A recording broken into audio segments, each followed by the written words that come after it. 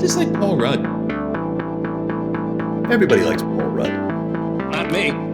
Hey, everybody. Welcome to Too Much CGI. My name is Bill, here with Scott as always. How are you, Scott?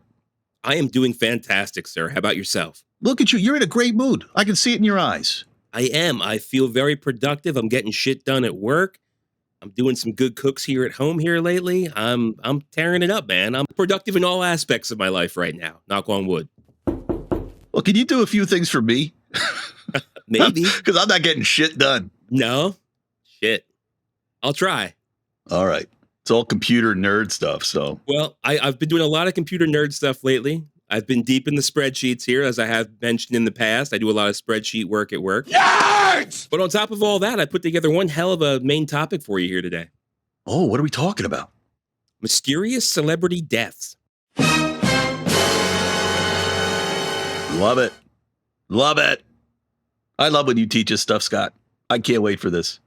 Yeah, this topic was brought up to me. A newer listener, Brother Matt, gave the suggestion of one of these celebrities we'll talk about today.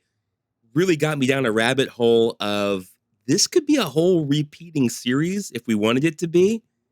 Maybe we'll revisit it on slow news weeks. We'll see. But pick 3 out for today. But thank you, Brother Matt, for the heads up and the suggestion. I love celebrity drama, so this sounds amazing. In fact, I have something to bring up that is also about celebrity drama. So this will be a very celebrity drama heavy episode. Sounds juicy. Quick question for you, though, while you're talking about spreadsheets. Is AI something that scares you? Do you think, are you one of those people that are like, AI is going to come and take my job? No. We do have a AI-based data warehouse at my work. And the reason I was tasked with so many spreadsheets this past week is because the AI data failed. So they come back to old reliable me with my self-reported or self-acquired data, which always stands up to the test of time. So I like to use some AI data to cross-reference and check the validity of my numbers, but I also use my numbers to cross-check. So no, I'm not one of those people that are afraid by it. I see it as a tool that can help, but I also see it as being flawed. Yeah, I'm completely consumed by it still, as everybody knows. In fact, the latest thing that I discovered is, let me reframe this.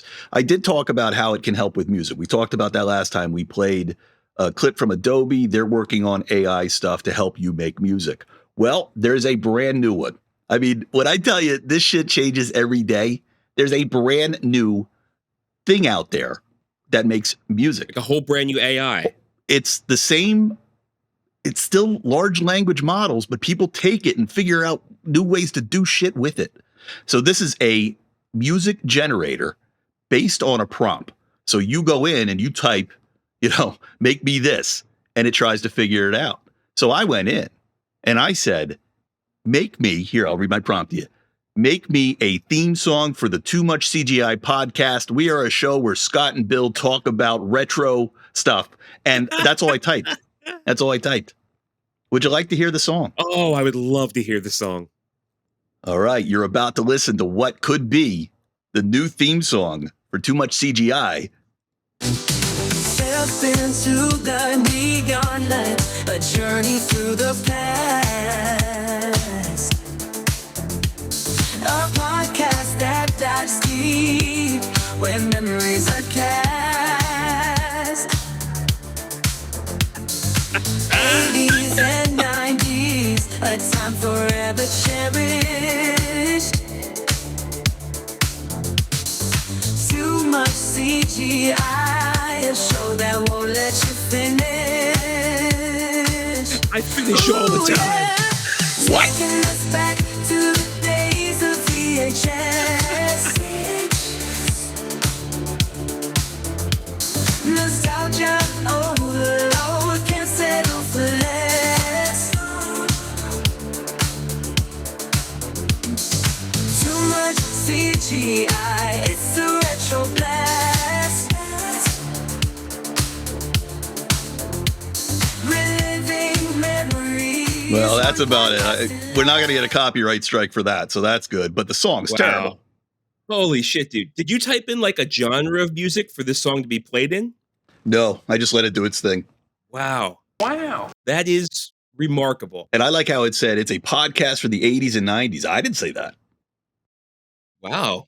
Yeah, I said retro. So it just assumed retro is 80s and 90s. And then it just fills in the blanks and makes up words. Like, I was expecting music. I was not expecting full-on lyrics and vocals. That was impressive.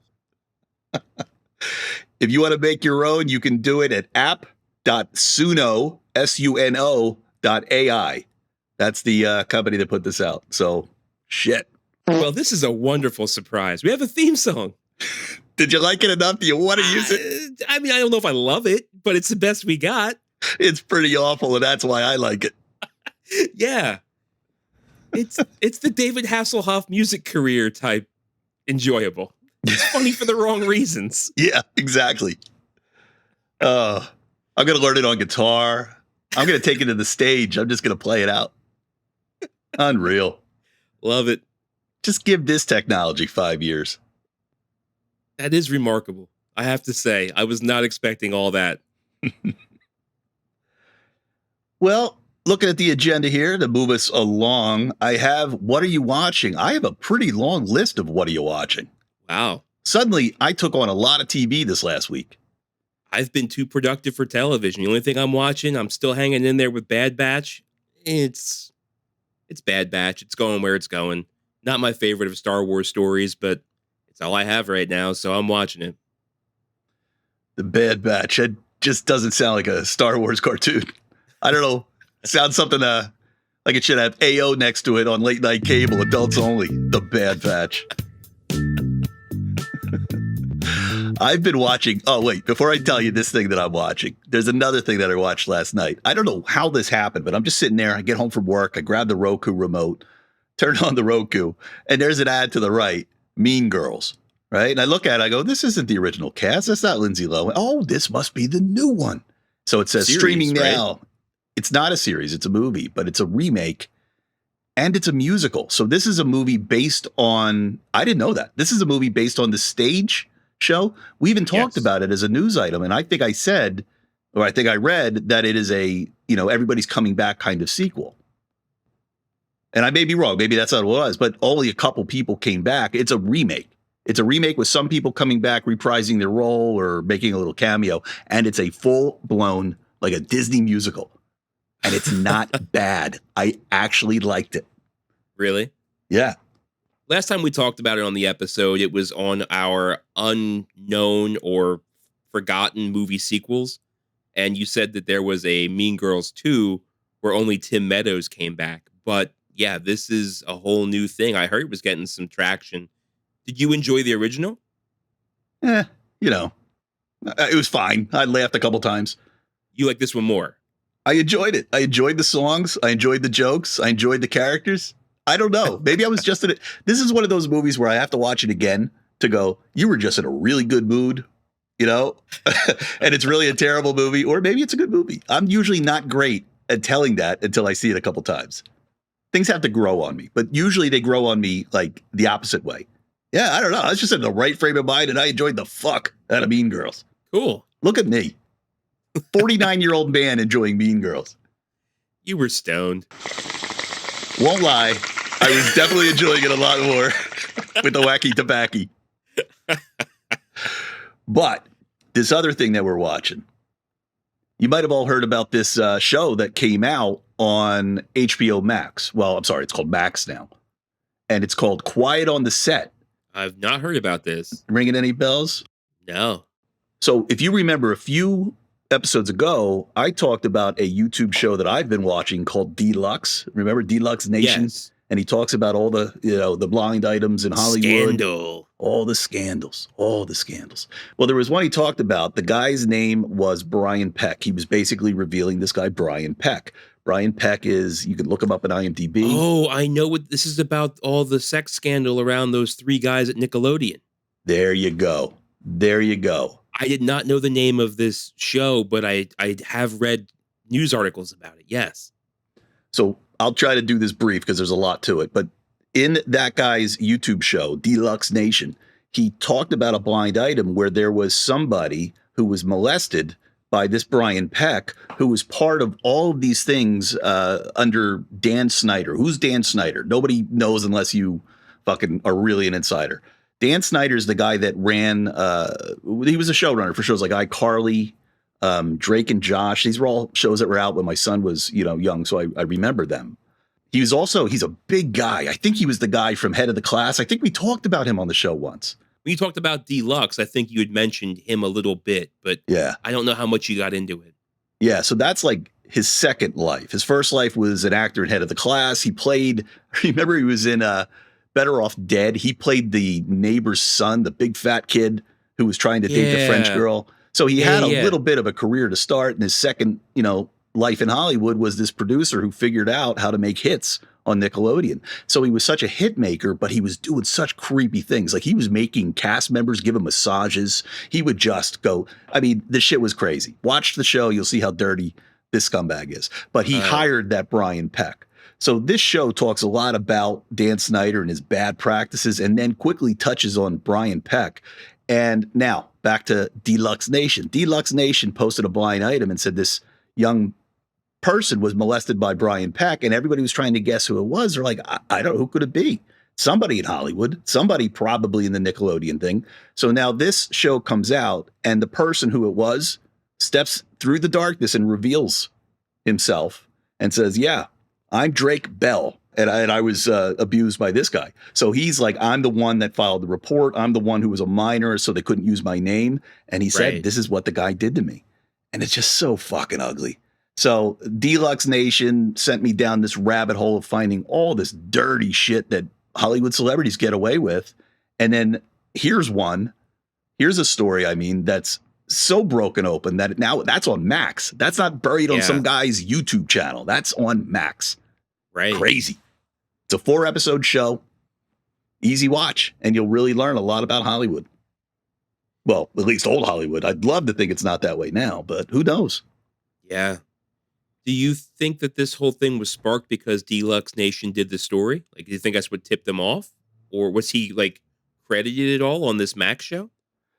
I think he's a small guy compared to the others who are YouTubers in this space. There's one who used to be part of the Nickelodeon world. She was talking, they had her real quick, and she's like, no, I got out. I'm a whistleblower, but, she's probably part of the reason it gained steam. She's a little bit more notable than Deluxe, but yeah.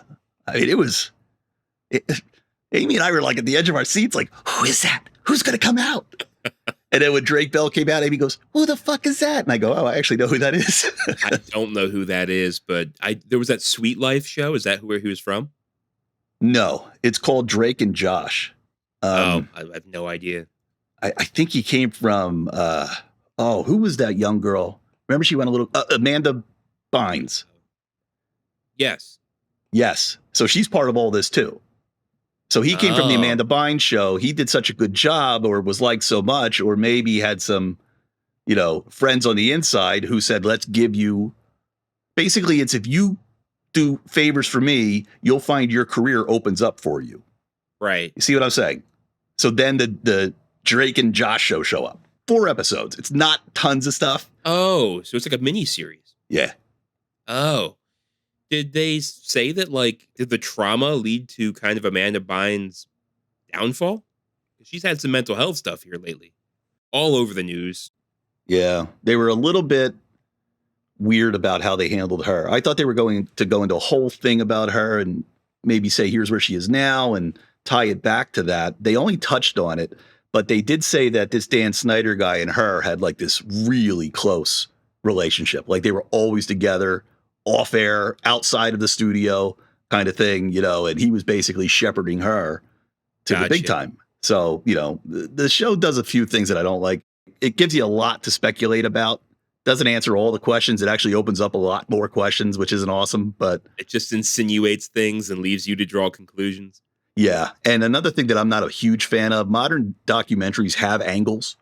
I actually studied film in school, and the idea of a documentary is usually let's go in and catch something, catch a story and tell what we're seeing. And you're trying generally to just be an observer, not have an agenda, not edit with an agenda. But yeah, this one definitely was trying to, pull the curtain back on these scumbags. Got you. So it's dark, it's heavy, but it's out there. Damn. You binge them all in one sitting? They did something I've never seen done before. So they dropped it at 9:00 p.m. on Monday night. And then they said, you watch 2 episodes, come back tomorrow night at 9 p.m., watch the other 2. Have you ever heard? Nights? Yeah. No. Have you ever heard of streaming? Yeah, me neither. So that's different. Annoyed the fuck out of us because we're like, what? Got to come back tomorrow. And you know Drake didn't come out until episode 4. Right. Yeah, he didn't come out till the next day. They give you the first hit, and then you got to come back for more. They know what they're doing. Yeah, they sure do. So that's the problem with the thing. It was a little heavy-handed, but like I took it to work today, and I was like, did you guys see that thing? I got a couple of employees that might know who these guys are, might have grown up with them. Well, I said to him, I said, yeah, Drake gets up there, and he's just like, yo, like, this is what happened to me. And he's like, this is what happened after that happened to me. I was acting like a shithead. I was drinking too much. I was, sexually inappropriate. So I guess he's got his own Me Too thing, which I didn't know about. Because when I was telling people at the office, my younger employee goes, Drake, he's Me Too'd. I'm like, well, shit. In this, he explains why, like, he very briefly explains that he was acting out in a lot of ways, which is probably what got him Me Too'd. So now that's making me think that they put this together to try to get him un-Me Too'd. Like, who knows? Justification. Yeah. Who knows what the angle was? You're right. Yeah. But it is interesting. Shit. You watch anything more lighthearted than that? Yeah, everything I watch is dark, evil, depressing shit. I don't know. I don't know what's wrong with me. I was totally on a path watching Ted Lasso. Everything was good. Yeah, everything was positive. And then I discovered pedophiles in Hollywood. Well, Mean Girls was good. I like that. That's true. There's something positive there. Yeah. Well, before we get to the main topic, we have a mailbag. Mail, motherfucker. Oh, yeah? This is actually a mailbag from Brother Tim. This is a heavy Brother Tim episode because not only is there a mailbag, but there's a news story submitted by Tim. But I like this. I want to read this to you. Remember, we talked about the Kentucky meat shower. The Kentucky, yes. I love saying the Kentucky meat shower. I love it. How could I forget? And we couldn't understand how square chunks of meat, cut square. Cubes. Yes, cubes. Thank you. Cubed chunks of meat were falling from the sky. We can't figure it out. But guess who's got the answer?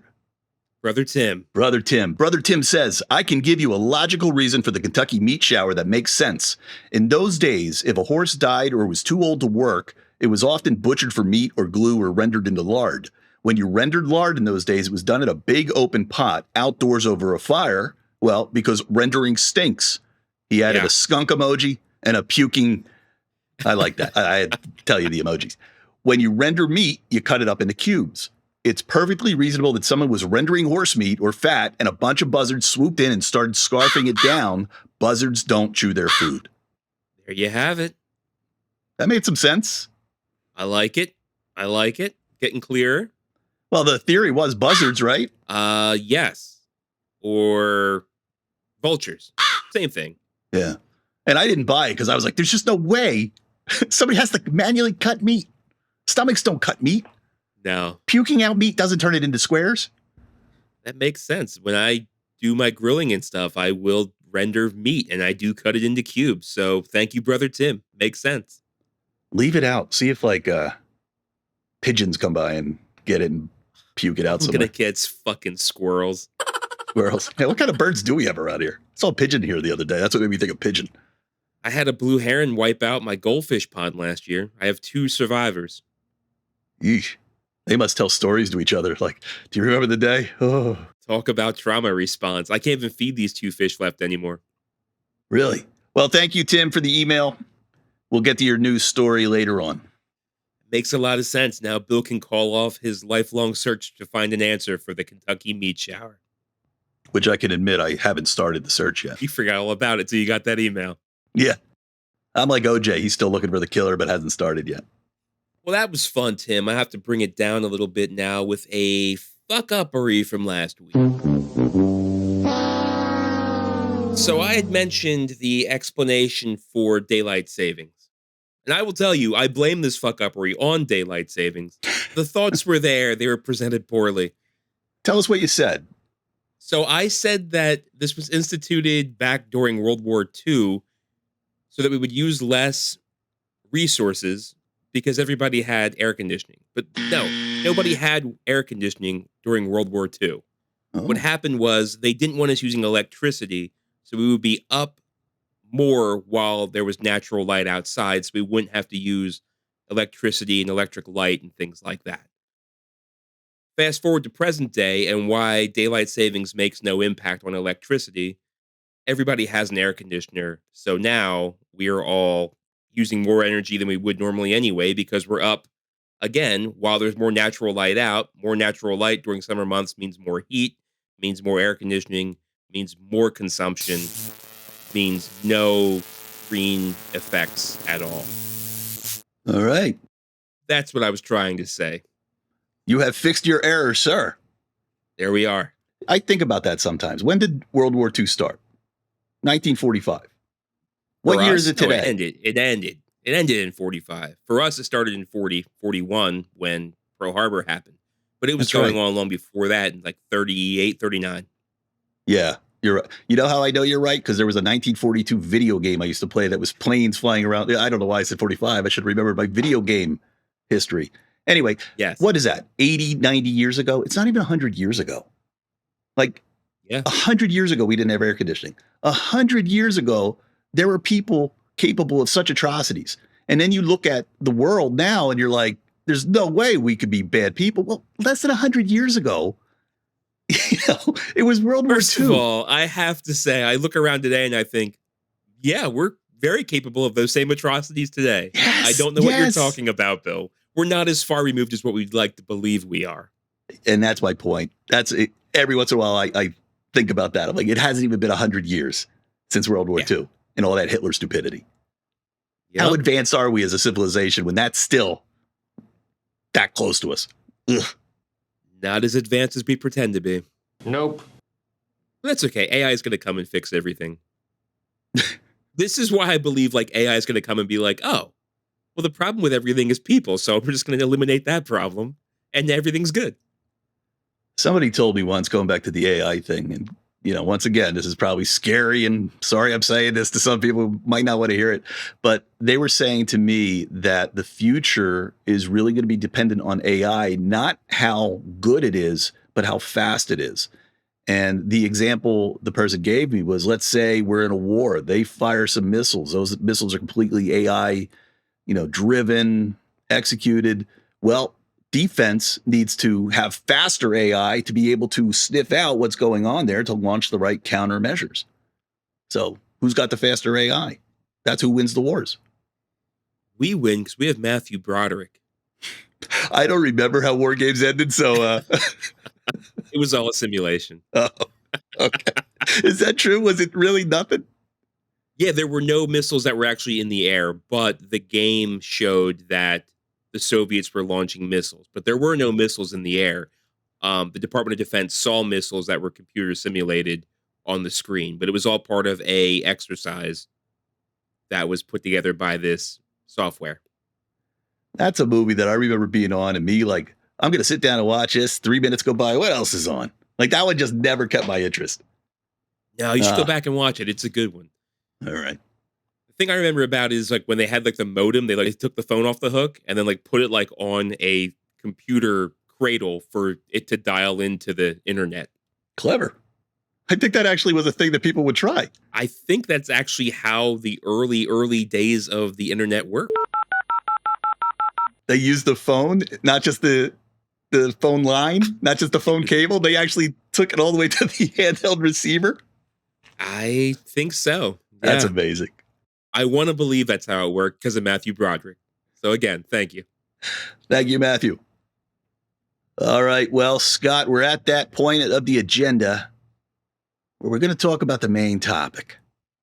All right. This one is right up your alley. This is really much in line with the Hollywood scandal and everything because not only do we have 3 dead celebrities to talk about, there's also some other celebrities that are kind of on the periphery of these possible tragic, scandalous murders. Ooh, I like that even better. I invite you to jump in at any point. All right. I'll properly derail you. I understand what you're saying. Yes, sir. You Wink, wink. always do. Nudge, nudge. Yep, gotcha. So, first up, we have Natalie Wood.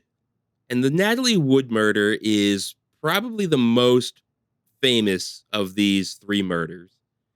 On November 29th, 1981, at age 43, movie star Natalie Wood drowned while on a boating trip with her husband, Robert Wagner. Now, they were on his yacht, and it was like a short 3-day cruise.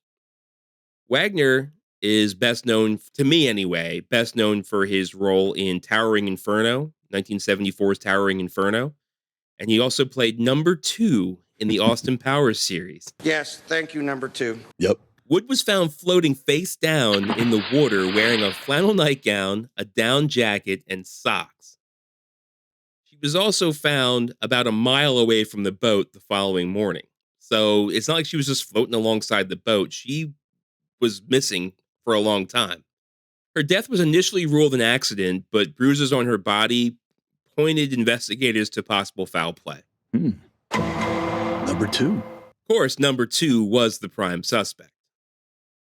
Well, in 2018, Wood's sister and the boat's captain accused Wagner of the murder while on an episode of Dr. Phil. There's insufficient evidence to support an arrest of Wagner, who is now 94 years of age. The case still remains unsolved. Wood's co-star, Christopher Walken, was also on the boat. What? Yeah, Christopher Walken and Natalie Wood just finished a movie, I believe, called The Brain Stormer or something like that. And they were all it was the three of them, Natalie Wood, Robert Wagner, Christopher Walken, and the boat's captain. They were the only 4 on Wagner's yacht when this all went down. Nobody's Whoa. saying anything. So in 2012, the coroner actually changed the cause of death from accident to suspicious causes. So nobody really knows what's going on. But one thing's for sure, Natalie's dead. Natalie's dead. Holy crap. So this is 2012. They go and open the case and change. But when did she die again? 1981. How does the coroner just go, you know what? Woke up one morning and said, shit, called that one wrong. Let me go open that file again. And like, what's that story? That's a great question because it comes up in the next 2 here as well, or at least in the next one. Yeah, I don't know if they go through cold cases. I don't know if there's people looking at old evidence using today's technology to try and solve some cold cases. I don't know what causes that, but yeah, it certainly does fan the flames of suspicion and conspiracy. So this is usually where, when you start digging, you start to hear testimonies from like the neighbor and, you know, all sorts of people say, I once saw him give her a dirty look. Like, is there anything like that sort of suggests that it's him or Christopher Walken? Christopher Walken's never stepped out. He said he didn't know anything. Wagner says when he went to bed before she did. So he went to bed, woke up the next morning. She was nowhere to be found on the boat. And then she's found floating face down in the water a mile away from the ship. I mean, the closest thing to what you're saying is in that 2018 Dr. Phil episode where the yacht's captain, I mean, it was the sister, Natalie Wood's sister, and the captain of the boat, both coming out and accusing Wagner of the murder. But that's it. But the captain was one of 4 people that were on the boat that night. One of them ain't talking. The other 2 ain't talking. They're still alive. So he's the only one that actually came out and said, yeah, it was him. Really? But I don't know what evidence he supplied on that show. That's amazing. So the boat, what kind of boat was it? It was a yacht. It was Wagner's like 74-foot yacht. And when they say the next day, they found her, what, a mile away? Yeah, like she floated a mile away. Or she fell off a mile downstream. I don't know if they were anchored or not. It really didn't say. Yeah, that's what I was kind of going towards. Was it like a moving boat? You know, because a mile away, like floating dead all night, doesn't seem that long. Yeah. You know, a mile seems short. It's true. The other thing, though, like what she was wearing, it sounds like, I mean, I know Wagner said he went to bed and she wasn't there, or he didn't go to bed with her. The fact she was wearing a flannel nightgown and socks and a down jacket really makes me feel like at some point during that night, she did go to bed. Hmm. The question is, whose bed? Oh, you think it might be that's even. I don't know, man. I'm just saying, she went to a bed. Oh, Christopher Walken's in bed with Natalie Wood, and in comes number 2, and in a rage, he picks her up and throws her over and says, Christopher, if you say anything to anybody, you're out of Hollywood. Because number 2 had that kind of power. What was the other movie you said he was in? Towering Inferno. Yeah, Towering. He was the big deal. Nah, that theory doesn't fly. I don't think so. I don't think so. Well, I've been drunk plenty of times and woke up and walked somewhere in my drunken sleepwalking stupor. I mean, maybe nobody did anything. She seems like she was dressed for bed. Maybe she got up to get a drink of water, forgot she was on a boat, went whoop, took the wrong step and went right over. There was alcohol involved as well. Sure. They were drinking before bed. You know what doesn't mix? Nightcaps and whitecaps.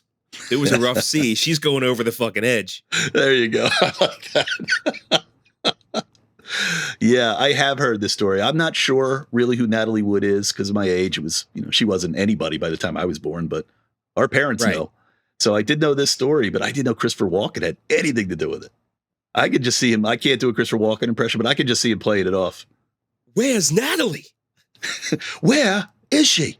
Any more thoughts on Natalie before we move on to number 2? Yeah, I'm going to have to do some further research because I don't even know if Deluxe, my boy Deluxe talked about that one. But yeah, it's hard to believe that these things just end and everybody keeps it a secret. Everybody who knows something keeps it a secret. Yeah. Well, this next one goes back even further in the annals of Hollywood, but I think it's more relevant to what we talk about on here because this involves the original Superman. Oh, George Reeves, not Christopher Reeves. George Reeves, that is correct. George Reeves played Superman in the 1950s television series, The Adventures of Superman. Reeves was found dead on June 16th, 1959 at age 45. Death was caused by a gunshot wound to the head. He was 45? 45 when he died. He looked like he was at least 66 when he was playing Superman. Right? I thought he was an old man. 45, he's younger than me? Yeah, he died at 45. Looks worse than me. Thank you. I'm glad. I like seeing people look worse than me. Thank you for telling me that he was only 45. His death was initially ruled as suicide, but many suspect murder or that Reeves was the victim of an accidental shooting. Reasons for believing this? The gunshot occurred while Reeves was accompanied by his fiancée and 3 friends. None of them ever provided testimony that led police to change the death by suicide ruling, however. Theories of his death range from his fiancée doing it to mafia involvement. Reeves had been having an affair with actress Toni Mannix, who was actually the wife of MGM general manager Eddie Mannix. Reportedly, Eddie had some ties to the mob.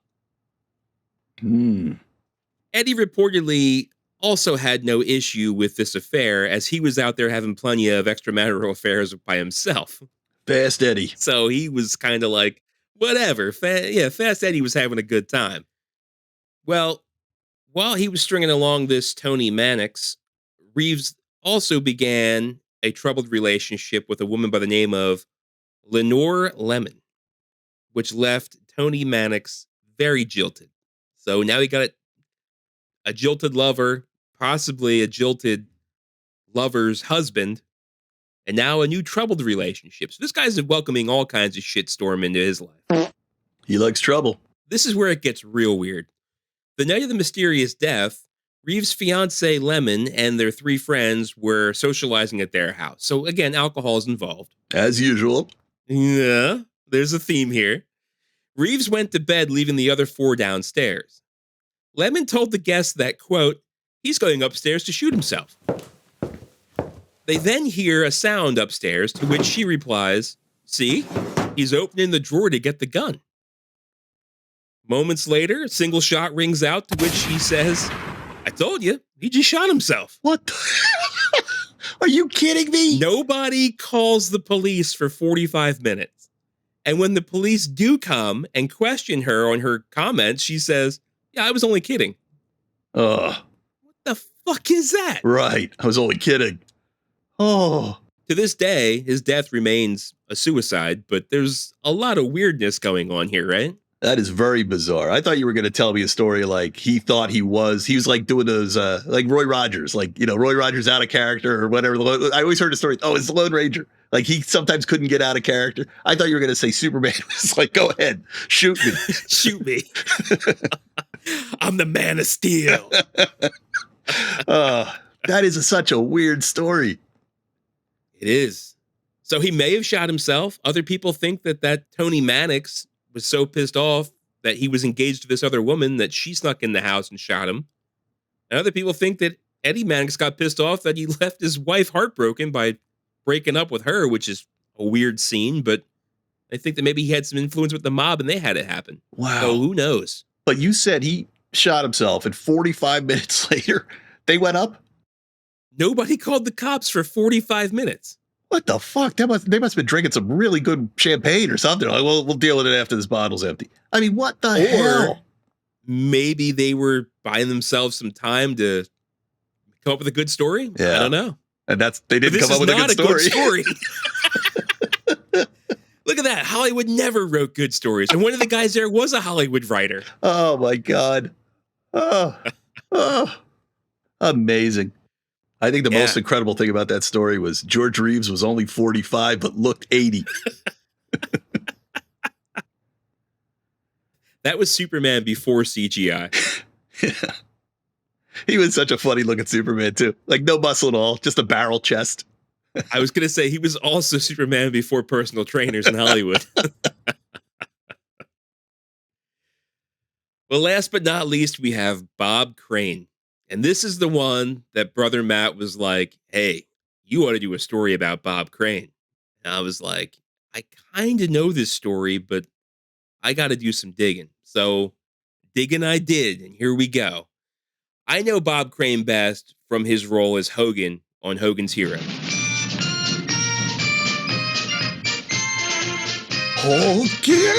Hogan.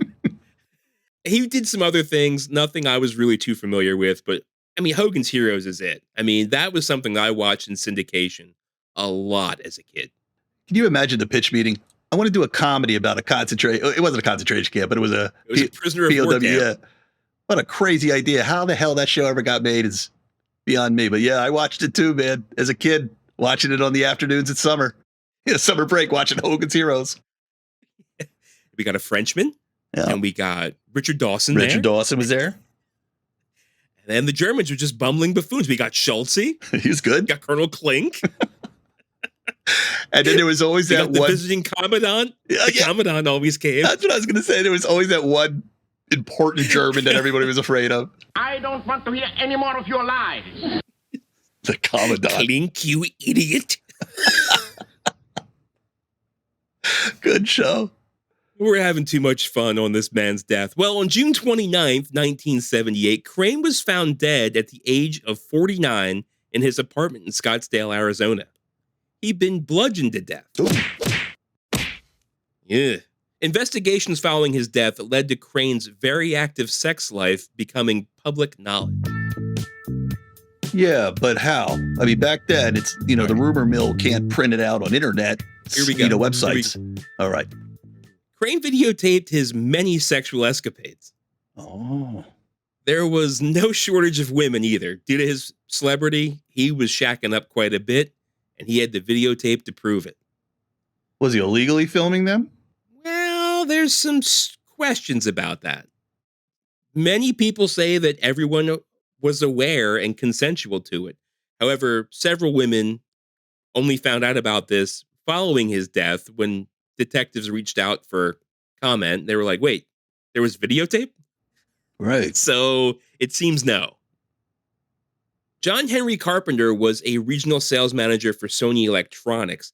He was known to help famous clients with their video equipment needs. So he would hook them up with deals and get them the newest thing at the best price and all that. He was actually introduced to Crane by Richard Dawson during their days on Hogan's Heroes. So this carpenter and Crane quickly became good friends. They began going to nightclubs together and bars, and Crane would introduce Carpenter to these women as his manager. So, with these women and this celebrity and all this, Carpenter got in on the whole videotaping of he and Crane's joint sexual encounters. So, the murder weapon was never identified, but investigators believe it was a camera tripod. Whoa. Oh, Mm, the old smoking camera tripod, huh? yeah. An electrical cord was also found tied around Crane's neck when the body was discovered. So, Scottsdale Police Department at the time had no homicide division, so they were very ill equipped to do any kind of good investigation into this. Wait a minute. Who was the other guy? You said his name was. John Henry Carpenter. Is this before he made Halloween or? No, brought John Carpenter. But you know this guy did it. He has 3 names. Oh yeah, you're right. You're right. That's the smoking gun. There you go. So Scottsdale police had no homicide division, and the apartment really didn't give any clues as to what was going on or what happened. So there were no signs of forced entry. Nothing of value was taken from the apartment. The only thing that was really there were these videotapes that led detectives right to John Henry Carpenter. Yeah. So they impound Carpenter's rental car, where they found blood smears in the car that matched Crane's blood type. DNA testing did not yet exist in 1978, so no arrests were made. Oh, I hate this. They found what? They found blood, and that wasn't enough to arrest a guy? Well, it was his blood type. A lot of people have the same blood type, so there wasn't enough to arrest him. I think having blood on you is, unless you're a butcher at a supermarket or a hunter, I think that's enough to arrest you. It should be. They did say that nobody else of that blood type is known to have been in the car, but it's a rental car, so it's, who knows? It seems like enough to me, but much like in the first story with Natalie Wood, in 1990, an investigator reopened the case after looking over the 1978 evidence. So again, we're going back 12 years, looking at evidence and reopening the case to, I guess, solve a cold case. So in 92, Carpenter was arrested and tried for murder. However, he was acquitted. Now DNA testing does exist. However, after 12 years and how it was stored in things, a lot of the DNA samples they had were decomposed or not usable. So there was, again, not enough conclusive evidence to blame Carpenter for this murder. Wow. So Crane's murder remains unsolved to this day. I thought you were going a different direction. I thought you were saying like one of the women found out she was taped and ran back and beat the shit out of him with a tripod. But it sounds like these were the 2 only guys in the house. Yeah. They were the only people in the house. Yeah. And no forced entry. It's obvious. Well, there was no proof that Carpenter was in the apartment when the murder happened. Oh, okay. The body was actually found by a co-star. So Bob Crane, I mean, things went downhill after Hogan's Heroes. So he was doing like dinner theater in Scottsdale, Arizona. One of his co-stars, like he didn't show up for like an afternoon meeting. So she went over to the apartment to see what was going on and found him beat to death. Now, during the trial, and this is weird, Bob Crane's son, there's all this sexual videotape and explicit behavior and shit going on. His son is the one that did most of the talking at the trial, it seems. His son's the one that says all the women knew about the recording and everything was consensual. I don't know how his son would be able to speak to that. How does he know? His son also said that the night before the murder, Crane went to Carpenter and said, "Look, I'm tired of you tagging along and hanging on my coattails." Ended the friendship, basically blocking him out of the sex party. And they used that as possible motive. You ever been kicked out of a sex party? I mean, it infuriates you. Crime of passion. That's something, man. To beat him with a tripod. Not only is it symbolic, but it's got to hurt like fucking hell. Hey, Bob, I wanted to show you the brand new Sony handheld. What the hell is this? Bang, bang, bang, bang, bang. So, to give some credit here for my sources, IMDb, Wikipedia, allthat'sinteresting.com, and readersdigest.com really helped me get a lot of insight into these 3 suspicious Hollywood deaths. Again, there's a lot more out there, so you want to hear more, let me know, and we can make that happen. I got to admit that it's a guilty pleasure of mine to see OJ out there tweeting like nothing happened. I mean, he's on podcasts. He's just talking like nothing happened.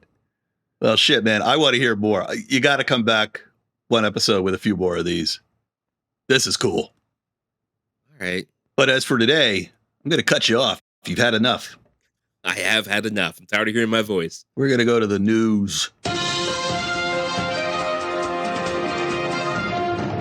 All right. So I told you, Brother Tim, this is a Brother Tim heavy episode. He gave us a news story. I think I was saying last episode or the one before, I heard that this could even maybe be a fuck-uppery. I heard that Xbox was done making consoles. Yes, you did say that, which was news to me. I didn't hear that before you said that. Well, apparently I'm wrong. It's not even true. So this article from comingsoon.net, which is republished by Yahoo Entertainment, the title is Xbox Isn't Giving Up on Making Consoles. It says here the last few years has seen Microsoft Gaming shift focus from Xbox consoles to prioritize the subscription-based Game Pass service, which I think, now that I'm reading this, I still have it and have probably been paying for it for years. The Game Pass service. However, CEO Phil Spencer recently confirmed that Xbox isn't getting out of the console business.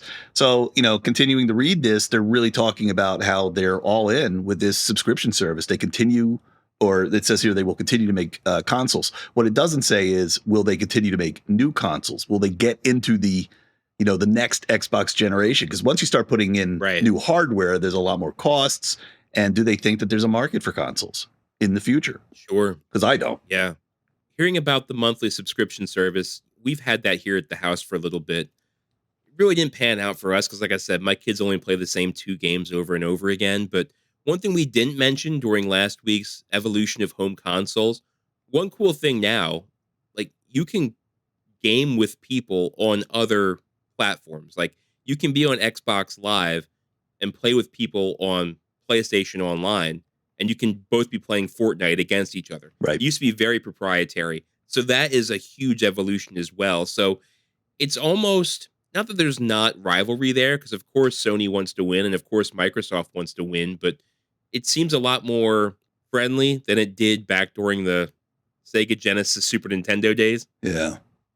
And there's a comment from a mutual friend of ours who really wants shout outs on the show, so I'm not going to say his name.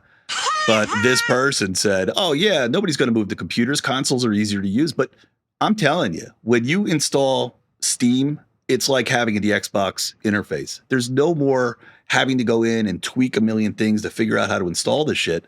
You just go to the Steam thing that you download and you manage all your games from there. It's exactly like the Xbox interface. There's stores and everything. Just work through there, and it's no different than having a console. Hell, you could take a fucking Xbox controller and plug it in. It's a USB, put it right into your desktop. You don't have to plug it in. It connects Bluetooth right to my laptop. And with the way hardware's gone and technology, I just see no reason to spend $400, $500 on a game console when I can spend $400, $500 on a PC that's twice as strong as the game console and play the same games through Steam. Unless you're buying Apple, Microsoft's still making money on that because everything that's not Apple is running Windows, which is where Microsoft made most of its money to begin with. So, if you have Acer and what are some other computer companies like I know Alienware, like it all runs Microsoft Windows. Yeah, completely. Well, I see the shift coming. I know a lot of people are, thinking, oh, it's still complex because it used to be the PC gaming world. It used to be, for sure. You used to have to build a whole gaming rig. I remember my first computer, first I bought the base system, and then I upgraded to a CD-ROM when they came out. Then I upgraded the NVIDIA, graphics card. Then I upgraded the sound card. Then I upgraded, so it was like a Frankenstein's monster till it was all said and done. But it's not like that anymore. You can go out and buy a gaming rig, to your point, for $400, $500, and it's actually cheaper than what most of these new consoles are coming out for. Yeah. So to the person whose name I'm not going to mention, I know it's killing him. His name starts with a D. That's all I'll give you. That's going to kill him even more. Well, he's wrong. He's got to switch to PC because I'm on PC and I'm looking for people to play Escape from Tarkov. So, so that's really the agenda that I have. shitting on consoles. Thank you, brother Tim, for another fuck uppery. Appreciate it. Thank you. All right, next up from Variety, George Lucas backs Disney board and CEO Bob Iger amid proxy fight. Creating magic is not for amateurs, he says. Have you heard the story? I know that there was a earnings call where that big investor that was aligned with Elon Musk potentially. That we talked about before. Yeah. Yeah, they were kind of going at it on this earnings report, I heard. Yeah, you're talking about Nelson Peltz. Yeah, and he's, such a big investor in Disney, and he's looking at his stocks and he's like, these are underperforming, and he wants to go and, push them to do better. So here comes, and I just thought this was amazing because here comes George Lucas, who was pretty upset with Disney, right? They took his shit and they didn't go the direction he wanted them to go with the Skywalker saga, right? The part, 4, 5, 6, 7, 8, 9, right? Yeah. So evidently he hated that. And I thought he was just like, fuck Disney, fuck them. They ruined my Star Wars. That's what a lot of people felt. And then suddenly he's saying this, no, I'm with the Disney people. These guys are the creatives. There's no room for amateurs, which is a funny statement because some of this Disney writing has been pretty amateurish. So I don't think that's what he's referring to, but that could be he might be brilliant. Yeah. Maybe he said that to be two-sided. I don't know. But anyway, so now what's happening is a lot of people who are, in the social media space, they heard this. They heard that George Lucas is now back and friendly with Disney. And, these are the people that are anti-Disney, woke Disney, blah, blah, blah. They're now shitting all over George Lucas. So it's an instant gut reaction of anger, and now everybody's in an uproar. But yeah, he's siding with Disney in this fight. Yeah. I watch a guy named DSNY Newscast on YouTube, and he was doing like a live stream during this earnings call. And it was like kind of giving play-by-plays. I didn't watch the full thing, but I was just like, oh shit, that's that guy that Bill was talking about. I didn't know Lucas stepped up though and got their back. That is surprising. Yeah. Because he keeps pretty quiet. I mean, he really keeps to the shadows, it seems. Seems that way. And even when he's not happy about something, he's a little cryptic. He's not super, forthcoming. Yeah, he's not this overt with his feelings, that's for sure. All right, the last story we have here before we wrap up for the night, Scott, it's not even a story. It's news related to a new trailer. Yeah, you sent me this. Star Wars Acolyte? Yeah, are you looking forward to this? I looked at this movie, and I got to be honest with you, it looks like a karate movie. It doesn't feel like a Star Wars movie if it's a karate movie. It has all the aesthetics of a Star Wars movie, but I don't know, man. I can't even tell you what the story's about. I can't even tell you who the main characters are. Yeah, I remember when they announced it at D23, like just the title, like nothing more than the title. And then I literally just watched the trailer you sent me before we hit record here tonight. And it really does give that kung fu like feeling. And I saw the woman from The Matrix in there. Carrie-Anne Moss. Trinity from her. I was like, is that Trinity? And sure enough, it was. I thought this was the one that had in Jude Law, because Jude Law is going to be in an upcoming Disney Plus series, but I thought this was it, but apparently not. I mean, the whole trailer is like Padawans, like young children Padawans, before they're murdered by Anakin Skywalker, training and talking about what they see using the Force and the balance, and then they show like this, I guess a Jedi killer. I don't know that they identified her as a Sith, but there's like people killing Jedi, and it doesn't make any sense. And so it seems like maybe the uprising. So I think you and I were talking. Is the Acolyte supposed to be the young Jedi Padawan? Is the Acolyte actually a Sith apprentice that is yet to be revealed that is out there killing Jedi? And then there was also, like, at the end of the trailer, like of course they have the classic red Sith lightsaber light up with like a white hand. And I think you said, like, I feel like that was supposed to be a hint to someone that we're supposed to know. And of course, they're going to do that and tickle your ass with a feather. They always have to play back to that nostalgia. They got to tie back to the fucking Skywalker saga somehow, Bill. Well, this might be the first live-action Star Wars that I skip. I mean, every single trailer that's ever come out for Star Wars had something exciting for me. This one, like, I've seen enough lightsabers. They're cool. Love them. But I don't need to see a bad show to see lightsabers. You know what I mean? So the karate looked like the same kind of fighting they always do in these green screen Disney shows, and I don't know, man. I don't know. I just watch it and go, this is the death of the Star Wars that I know. And I really know nothing about this story, but when I saw the red lightsaber and the white hand, the first thing I thought was Asajj Ventress. I wouldn't mind seeing Asajj Ventress in live action. I haven't seen her since the Clone Wars. I don't even know what that is. She was Dooku's apprentice.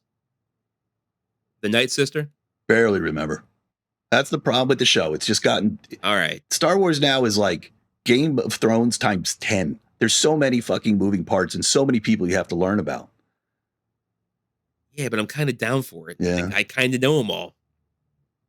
I knew Game of Thrones, too. I knew that drove you nuts as well. Too big. Yeah, well, I was curious if you were into this or not, but it sounds like you're as puzzled as me about what this is. Yeah, I mean, I try to go into anything now just with an open mind and no expectations, not high, not low, and just take it for what it is, because whenever it's something that I think is going to happen and then it's not that thing, it doesn't live up to my expectations and I feel like it's bad. But it's not that it's bad, it's just that it's not as good as what I hoped it would be. So I just take it as it comes. You know what? Now that I'm saying all this, I'm also remembering I had the same reaction to Andor. I thought Andor looked terrible. And Andor, to me, is the best thing they've put out on Disney+. When I finally sat through Andor, I was like, this is fucking brilliant. Yeah, it was good. I mean, it wasn't my favorite storyline. I thought it was really slow moving, but yeah, I mean, it was good. I enjoyed it.